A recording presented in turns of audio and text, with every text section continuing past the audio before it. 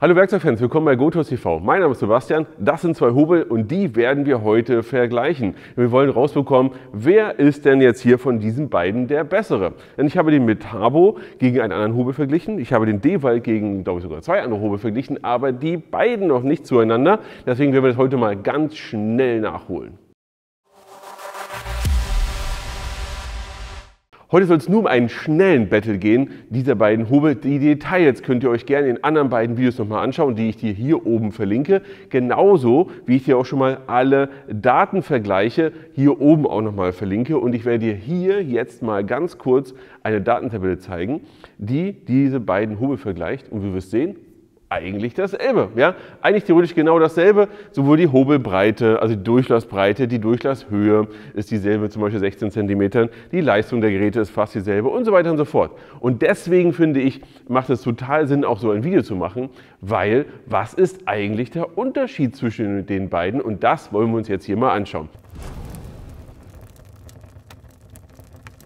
Erster Unterschied ist das Thema Preis. Wir sind hier bei 1.500 €, bei Metabo bei rund 1.000 €, also ein Riesenunterschied. Wenn du dich für die Geräte interessierst übrigens, dann schau mal unten in den ehrlichen Preisvergleich, dann denk dran, die Preise ändern sich leider ständig, gerade bei solchen großen Geräten. Nächster Unterschied ist, wie kommt das Gerät eigentlich an? Bei Dewalt ist es so, das Gerät kommt fast am Stück an, du musst eigentlich nur noch die Füße drunter montieren und kannst schon loslegen. Bei Metabo hast du gefühlt einen Lego-Bausatz mit 5.000 Teilen, da brauchst du schon ein paar Stunden, um den zusammenzubauen. Nächstes Thema ist, wie mobil sind die eigentlich? Hier bei Dewalt ist es so, du musst hier schon recht hoch das Ganze hochnehmen und kannst es dann hin und her fahren.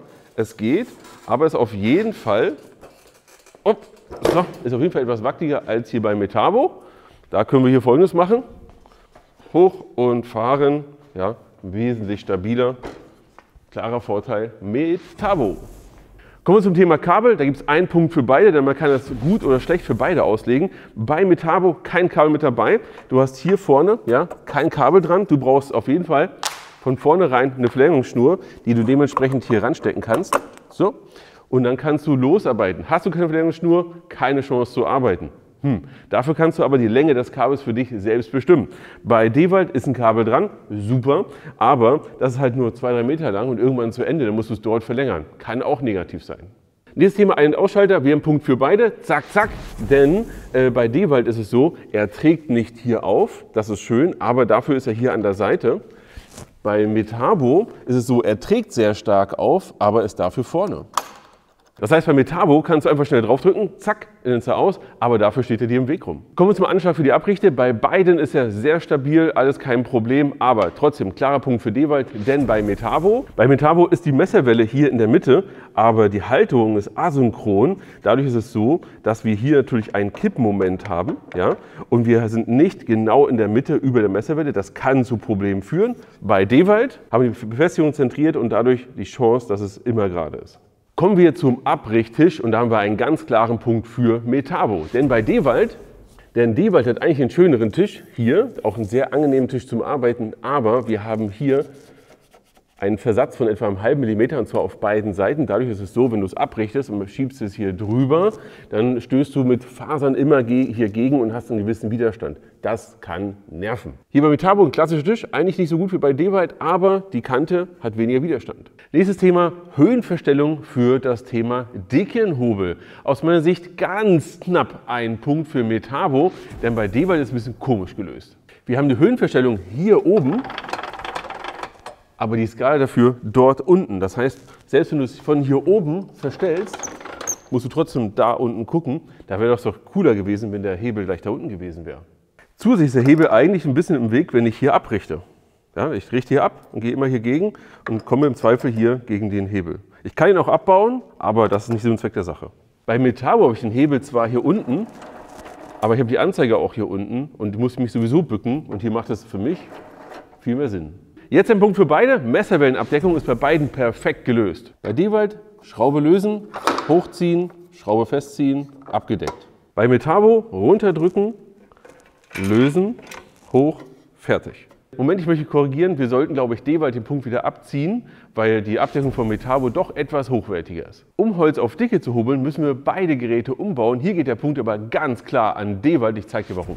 Nur lösen, nach hinten, Schraube 1 lösen, Schraube 2 lösen, Abdeckung nach vorne ziehen, Trichter abnehmen, Absaugung nach vorne ziehen, Absaugung leer machen, Absaugung aufsetzen, wieder ansetzen und befestigen und wieder ansetzen. Bei Metabo ist schon etwas mehr zu tun. Den Anschlag bauen wir erstmal komplett ab. Den Tisch nehmen wir auch komplett ab. Das hier klappen wir hoch. Jetzt hier festziehen. Jetzt hier nach unten drehen. Das hier rausnehmen. Schraube lösen. Aufsetzen. Festschrauben. Du musst bei Metabo also relativ viel abbauen und ich finde es eigentlich angenehmer, wenn die Dinge am Gerät bleiben. Und wo lässt man sie dann? Und findet man sie wieder? Nächster Punkt geht ganz klar an Dewald, und zwar die Länge der Auflage für den dicken Hobel, denn das ist sehr entscheidend, um entsprechend gerade das Ganze durchzuziehen. Und wir messen jetzt mal Metabo. Hier haben wir 40 cm, hier haben wir fast 50 cm. Wir haben hier zwei Ablagen und damit verlängern wir das Ganze auf fast 90 cm. Und natürlich ist wichtig, dass das Ganze in Waage und gerade ist. Und wir sehen hier perfekt gerade. Du kannst hier dein Holz perfekt durchschieben und es bleibt wirklich in Position. Wir haben also gesehen, wir haben hier einen riesen Unterschied beim Tisch und eigentlich ist das sogar noch einen zweiten Punkt wert, weil das den dicken Hobel hier unten noch wirklich hochwertig und noch brauchbarer macht, weil du brauchst noch weniger, eher hinten einen Rollbock, um das Ganze bei kürzeren Stücken einfach durchzuschieben. Das hier klarer Vorteil für Dewald und ich gebe ihm einfach noch einen Punkt. Einfach weil es wirklich eine gute Funktion ist. Und jetzt lassen wir die Punkte hier oben einfach mal stehen und sind für euch einfach mal schnell durchgehuscht. Am Ende des Tages kann ich nur sagen, beide Hobel sind sehr gut, sehr funktional funktionieren und sie bekommen genau jetzt sogar noch einen Punkt und zwar für das Hobelergebnis. Ganz einfach, ich blende hier auch mal ein Bild ein von dem Metabo Hobelergebnis und ein Bild ein vom Dewald Hobelergebnis aus unserem letzten Video. Beide haben wirklich solide und ganz normal wunderbar funktioniert.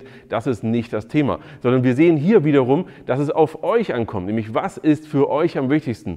Das heißt also die Punkte hier oben, das ist das, wie ich der Meinung war, wie man die Punkte vergeben kann. Ihr solltet die Punkte natürlich für euch nochmal einzeln wiedergeben und für euch nochmal schauen, was ist das bessere Gerät.